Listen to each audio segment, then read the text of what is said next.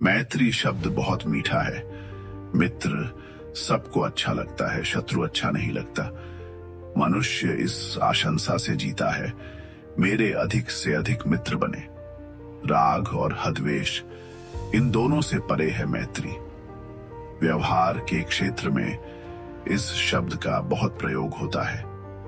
नीतिकारों ने मैत्री शब्द की विवेचना की है। अध्यात्म के क्षेत्र में मैत्र का रवतंत्र आशय है। सबके साथ मैत्री करो, यह कथन बहुत महत्वपूर्ण है, किंतु जब तक मैत्री की प्रक्रिया और मैत्री का दर्शन स्पष्ट नहीं होता, तब तक मैत्री करो की बेहद सार्थकता और सफलता नहीं होती। मैत्री का संबंध है जन्म मरण के साथ। कहा गया, जब तक जन्म मरण का चक्र सामने नहीं होगा, मैत्री का स्रोत नहीं फूटेगा, मैत्री फलित नहीं होगी। बाहर से कुछ थोपा हासा लगेगा, भीतर का झरना फूटेगा नहीं। मैत्री का स्रोत जन्म मरण के चक्र में छिपा है। भगवान महावीर से पूछा गया, यह जीव सब जीवों के माता पिता, भाई बहन, पुत्र आदि जितने संबंध हैं, उन रूपों में पैदा हुआ। महावीर ने कहा, हाँ, यह जीव सब जीवों के माता पिता, भाई बहन आदि संबंधों के सूप में एक बार नहीं, अनेक बार पैदा हुआ है। मैत्री का विराट दर्शन कहा जाता है। वसुधैव कुटुंबकम, वसुधा एक कुटुंब है, परिवार है। यह प्रत्यक्ष दर्शन की बात है, किंतु अतीत में जाएं तो इसका अर्थ होगा, इस जगत में जो प्राणी है वह कभी न कभी तुम्हारे कुटुंब या परिवार का सदस्य रहा है। इसी तथ्य को उपाध्याय विनय विजय जी ने इस भाषा में प्रस्तुत किया। सर्वे पितृश्रा त्रिपितृव्य मातृपुत्राड गजा स्त्री भगिनी स्नुषात्वम जीवाह प्रपन्ना बहुशस्तदे तत्त कुटुंब में वेति परो न कश्चित्। सभी प्राणी अनेक बार तुम्हारे पिता, भाता, चाचा, माता, तीनत पत्नी, बहन और पुत्र वधु बन चुके हैं। इसलिए यह जगत तुम्हारा ही कुटुंब है, पराया या दूसरा नहीं है। यह मैत्री का विराट दर्शन है। हम वर्तमान संबंधों को बहुत सीमित बना लेते हैं। व्यक्ति मानता है, मेरे परिवार के 10, 20 अथवा 50 लोग हैं।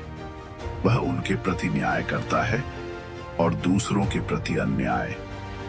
पारिवारिक संबंधम के कारण वह अनेक अकृत्य कार्य कर सलती है। वह कच्छ गहरे में उतर कर देखे तो मैत्री का यह ऐवरादूत क्षण प्रस्तुत होता है। चारों तरफ तुम्हारे सगे संबंधी हैं, निजी लाघ कई, पराया नहीं है। तुम किसके साथ अन्याय और अत्याचार करता हो? तुम किसके साथ वैर, विरोध और शत्रुता का भाव रखते हो? शत्रुता के लिए कोई अवकाश ही नहीं बचता। महाभारत प्रसंग है। मृत्युशय्या पर पड़े भीष्म ने कहा, देखो, मेरी दाह क्रिया उस पवित्र भूमिखंड पर करना जहां आज तक किसी को जलाया नहीं गया हो। कहा जाता है, उसी समय एक देववाणी हुई, आकाश से ध्वनि प्रकट हुई, आप कौन से स्थान की बात कर रहे हैं? जहां आप उपस्थित हैं, मृत्युशय्या पर लेटे हैं, वहां 100 भीष्मम को जलाया जा चुका है। इसी स्थान पर 300 पांडवों को तथा 1000 द्रोणाचार्यों को जलाया जा चुका है। कर्णों की तो कोई गिनती ही नहीं है। न जाने कितने कर्ण इस भूमिखंड पर जलाए गए हैं। भूमि का कोई खंड ऐसा नहीं मिलेगा जहां यह सारा न हुआ हो। आप किस पवित्र रथान की बात कर रहे हैं? अत्र भीष्म शतम दग्धम पांडवानाम शतत्रयम द्रोणाचार्य सहस्र तु कर्ण संख्या न विद्यते अम्मैसी।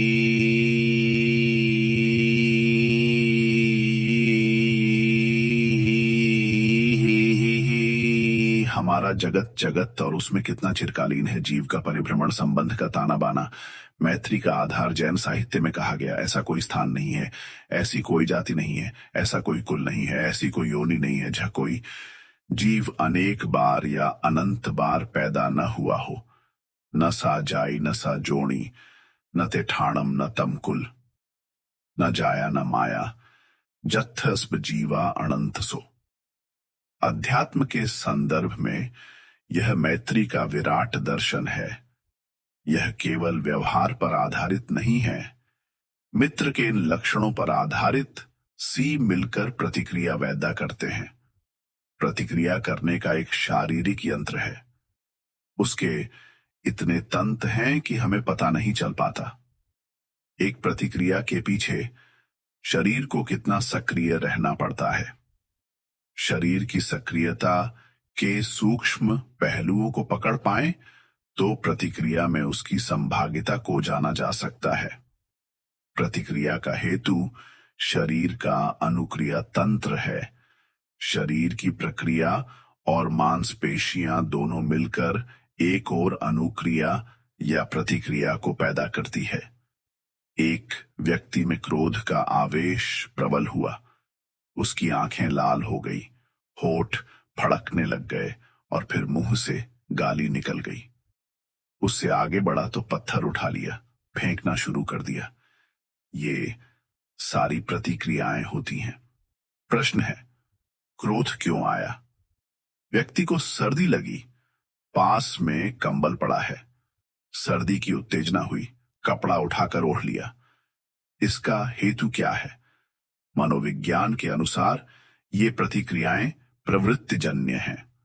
शरीर विज्ञान के संदर्भ में इन्हें प्रतिवत्त सहज क्रिया, रिफ्लेक्स क्रिया भी कहा गया है। प्रियता और अप्रियता ये हमारी मूल प्रवृत्तियां हैं। आदमी सम्मान चाहता है, प्रिय वातावरण वाहता है। वह असम्मान नहीं चाहता, अप्रियता का वातावरण नहीं चाहता। कोई बात सम्मान में बाधा पहुंचाती है, व्यक्ति प्रतिक्रिया से भर जाता है। इसका हेतु मूल प्रवृत्ति है। जब जब हमारी मूल प्रवृत्तियों पर चोट होती है, प्रतिक्रिया पैदा हो जाती है। वह मूल प्रवृत्ति राग की हो या द्वेष की, चोट लगी और प्रतिक्रिया हो गई। हम कर्म शास्त्र के संदर्भ में सोचें, जितने कर्म के विपाक होते हैं उतने ही हमारे मस्तिष्क में कोश बने हुए हैं। एक राग का कोश बना हुआ है, उसे मनोविज्ञान की भाषा में मूल प्रवृत्ति कह सकते हैं। जब भी कोई घटना घटती है, कर्म विपाक होता है और प्रतिक्रिया का जन्म हो जाता है। अध्यात्म का विषय मनोविज्ञान, शरीर, शास्त्र और कर्म। शास्त्र में इस बात पर विचार किया गया, प्रतिक्रिया क्यों होती है, प्रतिक्रिया कैसे होती है। इससे जुड़ा हुआ तीसरा प्रश्न है, क्या प्रतिक्रिया का निरोध किया जा सकता है? यह अध्यात्म शास्त्र का विषय है।